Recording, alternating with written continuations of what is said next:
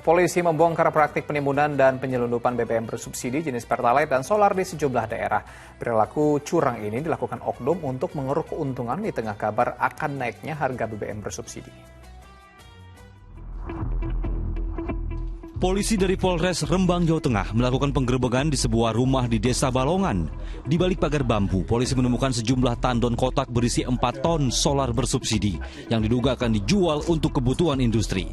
Pemilik rumah yang berinisial SR telah kabur saat polisi melakukan penggerebekan. Tapi polisi mengamankan seorang pria yang hendak menyetorkan 200 liter solar yang baru dibeli di SPBU.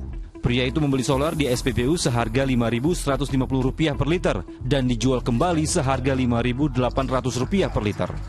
Tersangka atas nama SR yang masih DPO.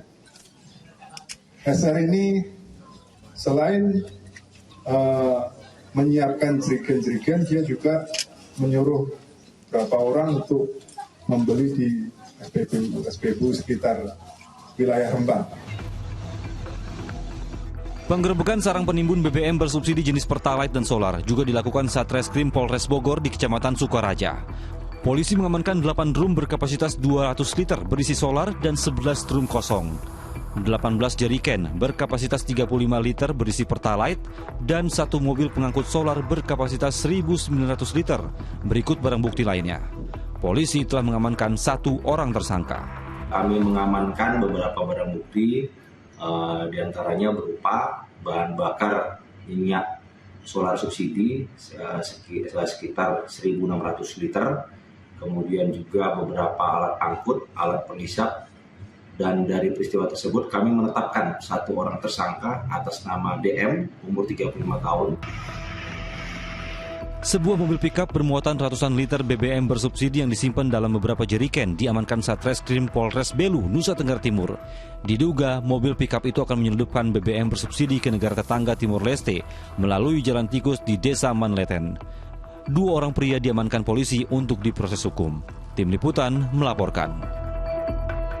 Astagfirullah, dalam kondisi rumit seperti sekarang masih saja ada orang yang berpikir mendulang keuntungan dengan cara curang seperti ini. Nah, Ustaz, bagaimana syariat Islam memandang perilaku penimbunan ini, Ustaz? Meraup keuntungan sebanyak-banyaknya, sedangkan di sisi lain ada orang lain yang sangat membutuhkan. Ya, kalau misalnya kita lihat soal jual beli mungkin begitu, Ustaz. Jadi memanfaatkan situasi, ya kalau misalnya kita soal dagang nih, Ustaz, kalau memang lagi susah memang banyak orang yang nimbun supaya harganya naik, Ustaz. Nah, ini kan ada 2 pandangan berbeda, ada dari segi niaga, ada dari segi syariat Islam dan hukum gitu, Ustaz. Nah, ini bagaimana sebenarnya, Ustaz, pengaturannya gitu, Ustaz?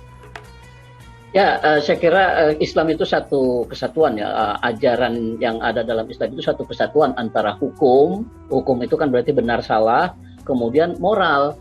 Dalam hal ini kalau secara hukum saja orang yang menimbun itu benar gitu, karena duit dia nggak mencuri, dia beli dengan harga memang di pasar dijualnya segitu, lalu dia simpan, pada saat nanti dia jual harganya lagi tinggi, dia untung, itu secara hukumnya dia nggak salah gitu, istilahnya secara aturan fikihnya, toh dia membeli dan harganya normal, pada saat dia jual juga memang harganya lagi tinggi dan itu untung.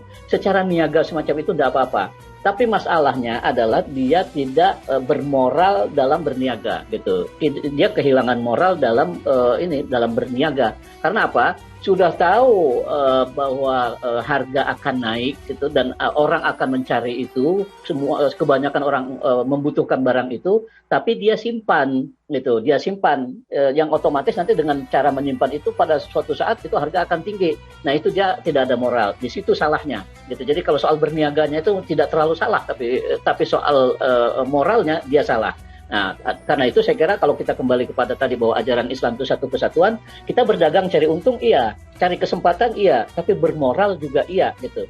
Jangan sampai apa yang kita lakukan itu mengakibatkan kesusahan bagi orang lain.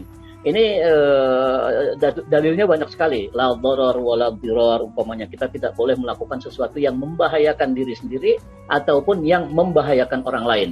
Nah, dalam hal seperti ini mungkin tidak membahayakan diri sendiri, uang kita untung kok, tapi membahayakan orang lain. Orang yang lagi perlu akan akan kekurangan, akan tidak bisa memperoleh barang yang dicari itu. Nah, memang dalam hadis disebutkan tentang larangan semacam ini, itu menimbun barang ini, itu disebutkan secara jelas itu ta'am atau makanan.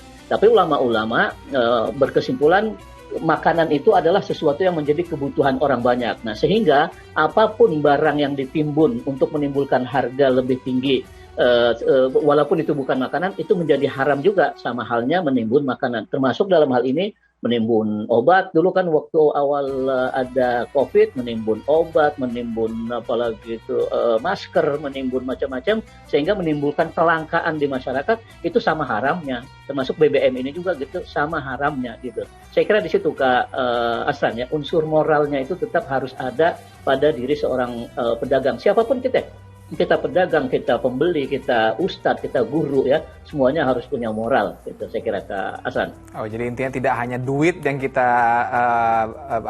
kita dulukan gitu, tapi juga moral gitu, Ustaz. Karena kalau bisa terjadi pada kita juga nggak enak gitu. Nah, oke Ustaz, kemudian bagaimana kalau kita menimbun makanan untuk keperluan kita sendiri, misal 3 bulan lagi mau kiamat katanya gitu, Ustaz. Misal ada gitu kan gitu, Ustaz. Orang pada pusing tuh, aduh gimana nih katanya, kita beli sembako, beli minyak, beli apa, kita timbun semua Ustaz untuk 3 bulan ke depan supaya aman di bunker gitu, Ustaz. Nah, ini boleh nggak Ustaz? Untuk diri kita sendiri aja gitu, Ustaz. Sebanyak-banyaknya kita timbun nih. Ya, ada bolehnya. Bolehnya begini, karena hadis yang diriwayatkan oleh sahabat-sahabat Nabi tentang penimbunan itu, ternyata si perawi hadis itu ternyata juga melakukan penimbunan. Itu kan sempat ditanya oleh orang lain, gimana mungkin ini orang meriwayatkan hadis tentang keharaman menimbun barang, tapi dia sendiri menimbun. Nah, ternyata setelah diselidiki, yang dia timbun itu barang untuk keperluannya. Nah, sehingga kalau kita hanya menimbun kebutuhan kita, katakanlah sebulan, 2 bulan, saya stok minyak, stok beras, stok gula di rumah saya, demi untuk urusan saya saja, supaya saya nggak bolak-balik ke pasar, itu tidak apa-apa, gitu. Tentu dalam batas yang wajar ya, batas wajar itu umpamanya stok minyak sampai 1 ton atau untuk setahun, untuk 2 tahun di rumah, ya kan nggak wajar juga gitu, nggak wajar. Tapi untuk supaya saya tidak bolak-balik ke pasar, karena saya punya waktunya sedikit dan perputaran uang saya umpamanya sebulan sekali, ya sudah begitu dapat uang di awal bulan, saya belanja untuk kebutuhan 1 bulan saya. Itu kan menimbun juga, nggak apa-apa. Beras kayak atau kebutuhan pokok yang lain, itu nggak apa-apa. Sebatas untuk keperluan diri kita. Tapi kalau melebihi kewajaran seperti tadi ya, walaupun kita tidak jual, itu tetap tidak boleh. Karena apa? Kalau ada sekian banyak orang seperti kita, berpikiran seperti kita, sama-sama nimbun, sama-sama tidak dijual, tetap aja ujung-ujungnya akan menimbulkan kelangkaan di pasar. Ketika terjadi kelangkaan di pasar, nanti ada orang lain yang membutuhkan, tidak dapat, kita ikut dosa. Mereka nggak dapat, tapi kita kok nyetok banyak. Padahal belum tentu umur kita sampai sekian yang kita bilang kita timbun itu, nyetok untuk 2 tahun. Ternyata baru sebulan kita mati, kita meninggal. Itu kan sama saja kita sudah merugikan orang, tamat untuk diri kita sendiri. Jadi lagi-lagi di sini juga saya kira soal moral. Kita pintar-pintarlah menghitung kalaupun mau stok barang untuk diri sendiri itu ya sebatas apa yang kira-kira tidak menimbulkan kerugian bagi orang lain. Di situ poinnya saya kira Kak Asran ya. Jadi intinya dan berlebih-lebihan gitu Ustaz ya. Kalau misalnya untuk tujuannya supaya nggak bolak-balik supermarket ya oke lah gitu. Tapi jangan sampai ya 2 tahun juga gitu kan. Siapa tahu besok meninggal kan nggak tahu gitu Ustaz. Siapa nanti yang ininya. Oke, nggak ada yang tahu gitu Ustaz ya. Kita ke informasi selanjutnya Ustaz.